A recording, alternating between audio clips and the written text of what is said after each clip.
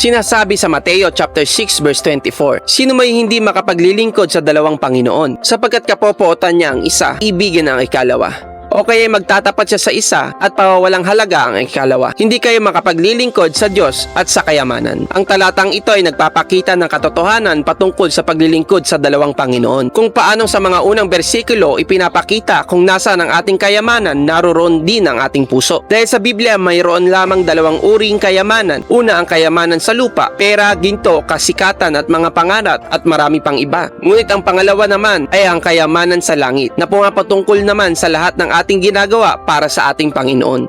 Na ang teksto ay nagpapaalala sa bawat isa sa atin, ano ang mas mahalaga, ang ating paglilingkod sa Diyos o ang kayamanan sa mundong ito. Marahil masasabi nating mahalaga ang pera sa buhay. Ngunit may mga pagkakataon na kahit may pera tayo, hindi kayang baguhin nito ang isang malubhang sakit na walang lunas, o kahit ang sitwasyon sa pamilya na wasak, o di kaya ang kaligtasan ng ating kaluluwa pag tayo namatay. Hindi kayang baguhin ng pera o ng kayamanan ng mundong ito ang mga bagay na binanggit natin. Tanging ang Diyos lamang ang makapagbibigay ng lunas sa mga bagay na ito. Kaya sino ang Panginoon natin ngayon?